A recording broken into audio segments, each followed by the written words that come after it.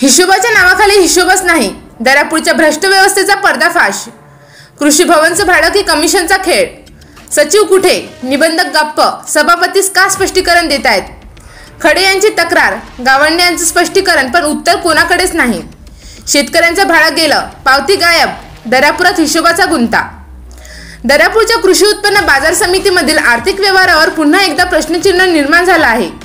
शेतकरी हरिदास खडे यांनी कृषी भवन भाड्याने घेतलं.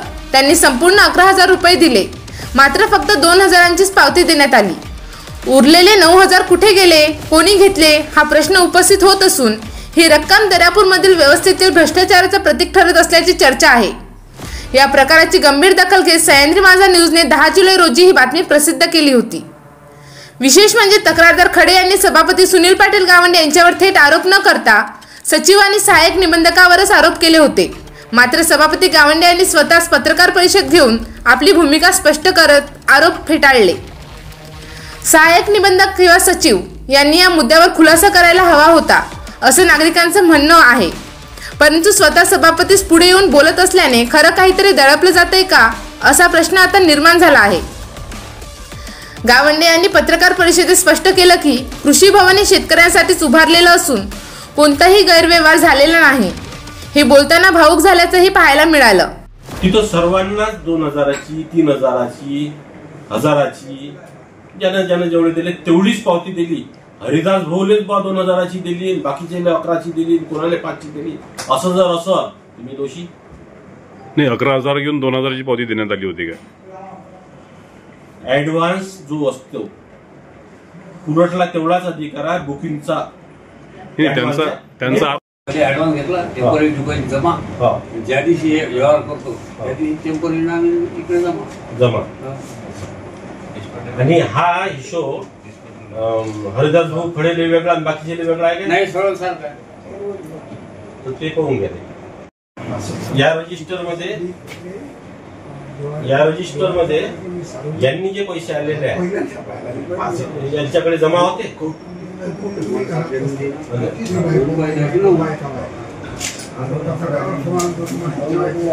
तुम्ही ते उर्वरित जे रक्कम आहे ती तुमच्या कृषी उत्पन्न बाजार समितीच्या अकाउंटला आहे ना आपल्या.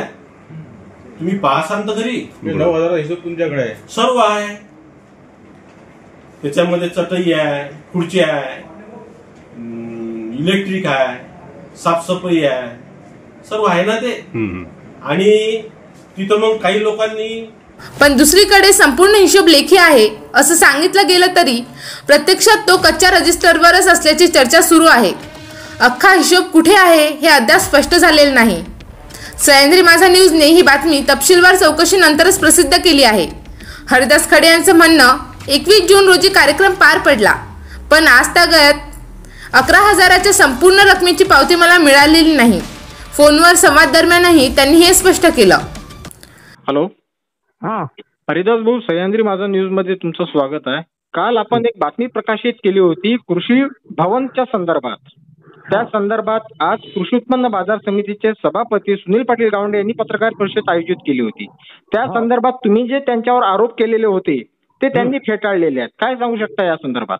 माझे म्हणणे हेच आहे, मी दर्यापूर तालुका आठवले गटाचा तालुका अध्यक्ष असून सभापती यांनी माझ्यावर केलेले आरोप बिनबुडाचे आहेत.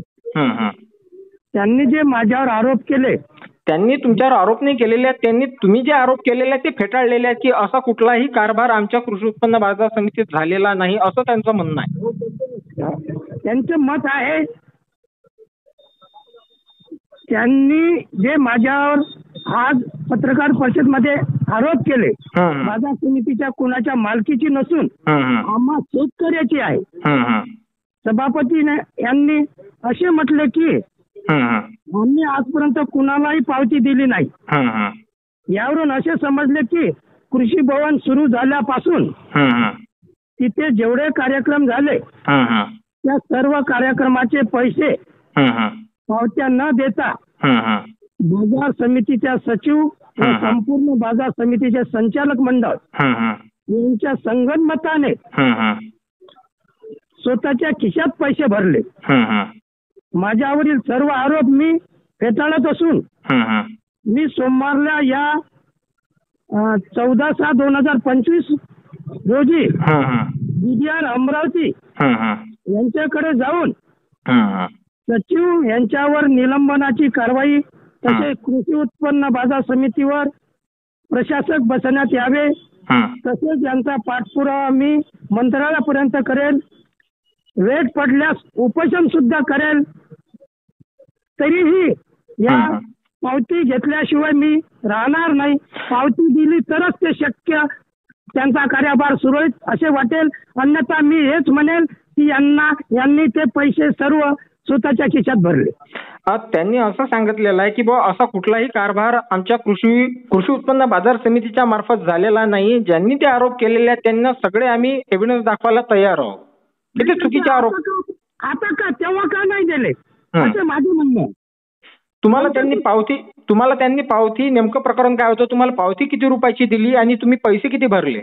पैसे 11,000 रुपये भरले. पावती 2,000ची दिली. त्या रात्री मी पैसे भरले तेव्हाच पावती मागितली. पण त्यांनी असे म्हटले की सध्या देऊ शकत नाही. का देऊ शकत नाही. तुम्ही प्रश्न काऊन नाही केला त्यांना की का देऊ शकत नाही तुम्ही. पाणी चालू होतं तेव्हा सभापती साहेबाला फोन केला मी. सभापती साहेब म्हणत नंतर ये जा इथे आल्यावर बघून घेऊ. सभापती साहेब असे म्हणत. सभापतीला पूर्ण मी टाईप करून पाठविले. तुमच्या माणसाने एवढे पैसे घेतले त्याचे मी काय करू. मला पावती दिली नाही. सर्व टायपिंगचे माझ्याजवळ त्याच्या टाईप केलेला स्क्रीनशॉट सुद्धा आहे. त्यांनी पाहायला सुद्धा ओके सुद्धा केला आणि मला भेटीला बोलावलं. मी भेटीला गेलो असता ते पंढरपूरला गेले. मग मी DDR आपला ARला तक्रार दिली. त्या दिवशी सचिवाला तक्रार दिली. तेव्हा मी पावती मागितली 8 तारखेला. पण त्यांनी मला पावती दिली नाही. आज तुम्हाला पावती दिलेली आहे का. नाही.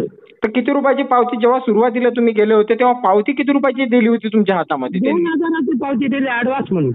फक्त ऍडव्हान्स म्हणून. आणि तुमच्याजवळून उर्वरित 11,000 रुपये त्यांनी घेतले आणि 2,000चीच पावती तुम्हाला दिली असा तुमचा आरोप आहे. बरोबर. हो बरोबर आहे. ठीक आहे. धन्यवाद. सह्याद्री माझा न्यूज सोबत बोलताना. दर्यापूरमध्ये हे प्रकरण चांगलंच गाजत आहे. आरोप प्रत्यारोप सुरू असताना खरं सत्य केव्हा समोर येईल हे पाहणं औत्सुक्याचं ठरेल. नागरिक मात्र उत्तराची वाट पाहत आहेत.